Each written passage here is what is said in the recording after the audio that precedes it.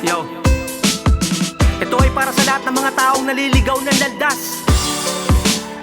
Habang maaga pa, magbago ka. Umahon ka sa butikan kung nais mong maiba naman. Kaguluhan sa isipan, ikaw ba nagsasawa dyan? Kakagising mo lang, maglalasing ka na naman. Wala ka nang naitulong, wala ka pang naiambag. Iisa lang ang buhay na hirap. Pagkakataon huwag sayangin, oh kaibigan, dahil ang kasalanan mo ngayon pagbabayaran mo sa kabilang buhay.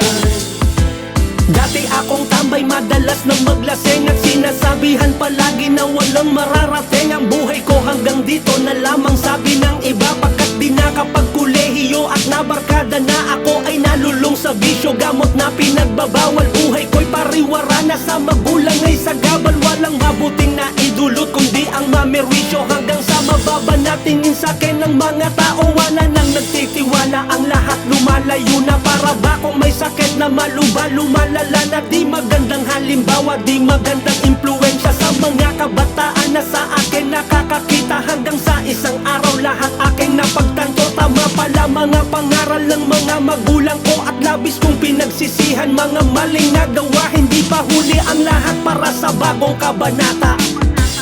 Iisa lang ang buhay na hirap.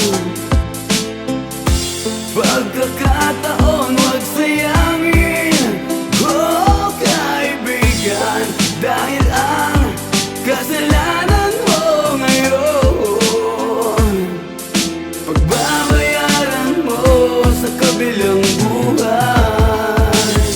Akala ko'y walang pag-asa na sa akin darating. Mula nung ako ay magbago, ang lahat ng hiniling unti-unting sinimula ng galing sa walang wala. Marami kang matututunan sa iyong pagkakadapa. Ang mga pagkakamali di mo na maitutuwid. Ang importante ay ngayon at nais kong ipabatid sa aking mga kapatid. Huwag tayong magpadalos-dalos, pag-isipan na maigi bago ka muna kumilos. Pagkat masamang gawain walang magandang idulot. Mag-aral ka ng mabuti, meron ka pang mapupulot. Tao ang gumagawa ng sarili niyang kapalaran. Kung alam mo ng mali, bakit mo pa pamamarisan? Pagkat dito sa mundo ang lahat ay merong hangganan. Walang sino mang makakapagsabi kung hanggang kailan ang buhay natin ay iisa. Hanggat may oras pa magbago ka, hanggat tumitibok pa at humihinga.